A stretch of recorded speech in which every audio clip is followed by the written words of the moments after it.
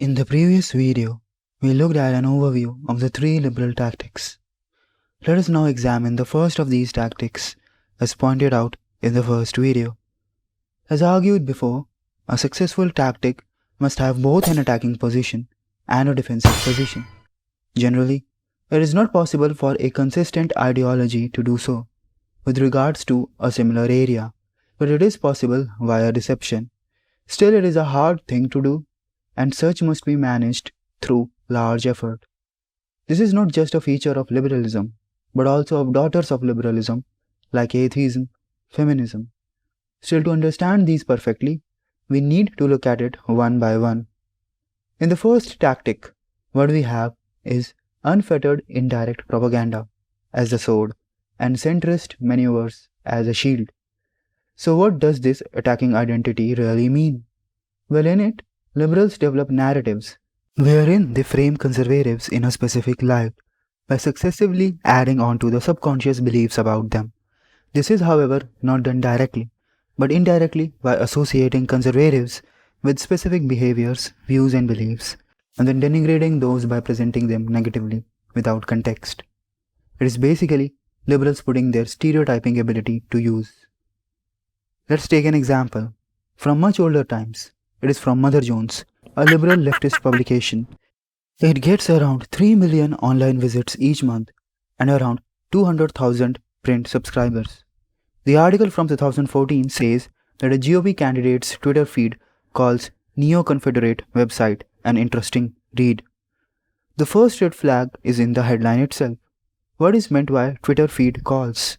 And how can one call a website interesting read? Well, what we will eventually realize is that GOP Senate candidate's account on Twitter tweeted a link to an article titled Islam's Threat to America, an Unintended Consequence of Cultural Marxism. The article called Sharpton, among others, vermin. According to Mother Jones, the site denigrates gay people, women, and African American people and complains that white people cannot use the N-word. We will certainly look at examples of that in the article. Actually, no. With regards to Mother Jones feeling bad about Sharpton, Sharpton is the guy who literally said, "We built pyramids before Donald Trump even knew what architecture was." Sharpton also was involved in fake rape accusation and was convicted of defamation, but he refused to pay, forcing others to pay it for him. Sharpton and his company both also evaded taxes, and at around 2014, he and his businesses owed $4.5 million in taxes, according to reports. Mother Jones writes that the author derides multiculturalism and progressivism and defines political correctness as an anti-Western hate-filled ideology designed to divide and conquer by using man's natural divisions, example, color, race, ethnicity, and sexual orientation, to foment, nurture, and magnify strife between the groups. Their grain of commonality is disdain for the white male, who is considered to epitomize evil.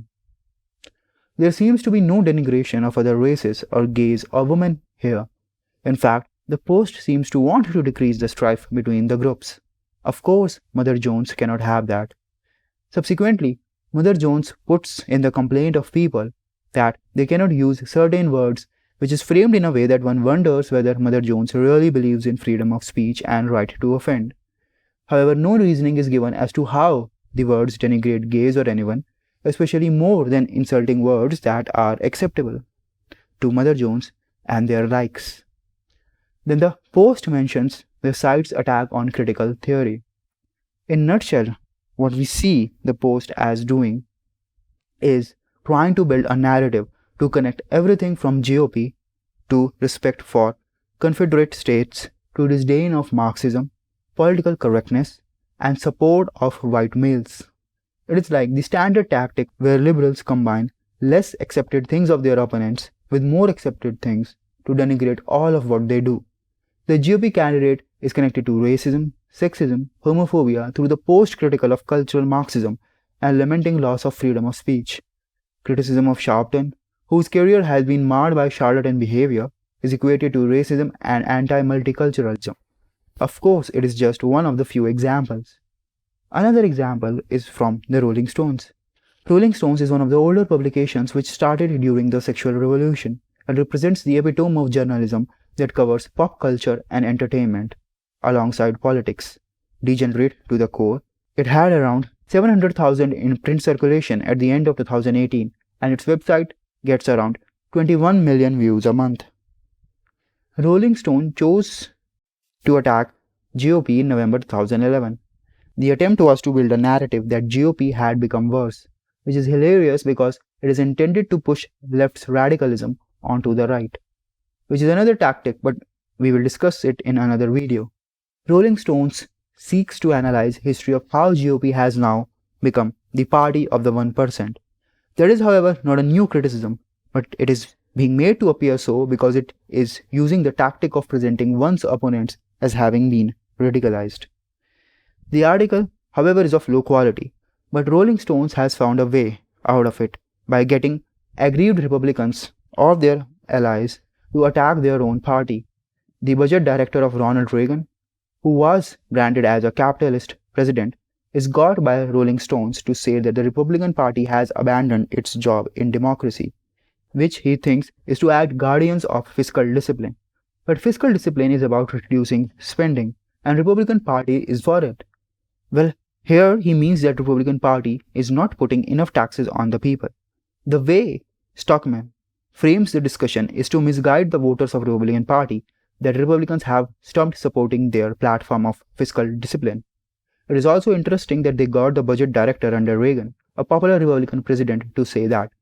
Also note that David calls it anti-tax jihad, which connects the feelings of Republicans against Islamic fundamentalism to the stance of Republican Party. All of this is an attempt to manipulate subconsciously. Reagan branded his image as an anti-tax and anti-socialist figure.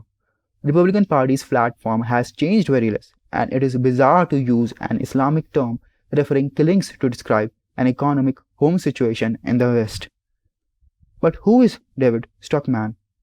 Well, David Stockman was indeed director of the Office of Management and Budget under Reagan. But what the article hides, interestingly, is that Reagan had problems with him. Stockman had, while being under Reagan, criticized Reagan's policies and a tax cut, even then, for which Reagan's allies wanted him fired. Reagan, as Stockman tells himself, was upset how Stockman had betrayed him. Stockman's attack on Reagan's plan even then accused Reagan of trying to benefit the rich secretly. So Stockman had always been against Reagan's plan, was against tax cuts, had criticized the person he was working with to probably gain fame, and eventually resigned from the post under Reagan. This severely undermines Stockman's credibility as an unbiased or pro-Republican observer.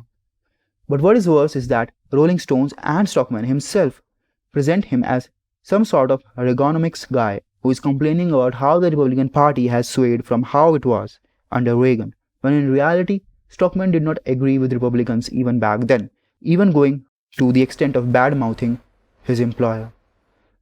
Dressing the historically anti-Republican and estranged card-carrying pro-Republicans as actual Republicans complaining about Republican Party is a tactic to mislead voters. This deception is of course even used now, wherein the media rushes to get the views of Republicans criticizing their own allies after having been estranged from the core of the party, like in the case of John McCain and Mitt Romney. But he is not alone. Rolling Stones got another Republican, or an ex-Republican, Rhode Island governor and former GOP senator Lincoln Chafee. Rhode Island is not a very conservative place, and it is no surprise that our guy Chafee was not really a Republican at this point in time, and he later became a Democrat. So Chafee was affiliated to Republicans and then switched to being independent, and then to Democrats, and recently to the Libertarian Party. It seems that Chafee is changing rather than the Republican Party. Now, of course, Rolling Stones got hold of the guy to push this deceptive piece, and these people got free publicity and liking among the progressives, because that is not contingent on actual performance. But is Republican Party party of the rich? If you look at the elections before 2011, that is when the article was published. The funding to Democrats versus Republicans points to interesting things. The presidential candidate from the Democrats, Barack Obama, got way more funding, around 38% more, from the finance, insurance, and real estate sector than the Republican candidate John McCain. Obama did not only get more funding from the sector that the Democrats say that they hate the most, but he also got overall more funding too, actually twice that of the Republican. This is how the tactic works. It presents a narrative that is objectively not true. However, that is not just enough. Now let us look at the defensive identity that liberals use that relates to it. Of course, the tactic that liberals use can be used against them too. So how will liberals prevent that? How will liberals secure power when their own accusations will be levied against them? Salon has a way. Salon is a leftist progressive propaganda news outlet. It gets around 10 million visits a month, according to internet traffic statistics. Salon has found a way to get Nuam Chomsky, the homegrown far-left anarchist syndicalist, to put a stamp on Biden, the corporatist megalomaniac. Chomsky is not dumb. He, along with Salon, sets up the narrative that Biden, being a far-left socialist, is laughable. But then he, as a far-left socialist, goes on to praise Biden very highly. It is worth noting that Chomsky has a career made out of dissent. A serial dissenter against powers that are, as Chomsky would call himself, Chomsky finds a way to blame everyone except people who follow his ideology. Chomsky even criticizes radicals on his side to defend Biden. Suddenly, Chomsky, who deeply hates corporatists, has developed love and empathy for them. Chomsky, a far-left socialist, was hoping for Biden's win, really likes the work Biden has done till now, believes Biden could have done more if he had the US Senate under his control, laughs at the claim that Biden is a far-left socialist. Interesting, is it not? This is hardly surprising though. The liberal left coalition wants to retain a radical platform, but wants to claim that others are radicals, so as to hold power in the center. And they have got a pro-Biden far leftist to say that Biden is not a far leftist.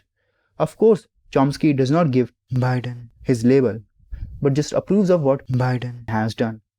Chomsky wants the far left to support Biden because he believes that they can get a good deal out of Biden. But he wants to maintain that Biden is actually an enemy to their cause because he wants to present himself as an underdog. Biden, on the other hand, would happily take the support of leftists while criticizing them superficially to allay the fear of the centrists. This match made in heaven or hell is also something that the left has with the rich and the powerful, and this has been the modus operandi of the left for so long. And liberals, who should be against the left more than the right based on politics that they claim to follow, are often found in the same nest as the literal communists and Marxists. It is amazing. The liberals use centrist maneuvers to present themselves as a default, while maintaining the tag of revolutionaries, radicals, and change causers. Perhaps we will see another video of Jordan Peterson arguing that liberals are needed in a society because they cause change the society needs, while liberals jump through hoops to only use that identity when it benefits them. Let us see some common uses in culture of these attacking and defensive positions.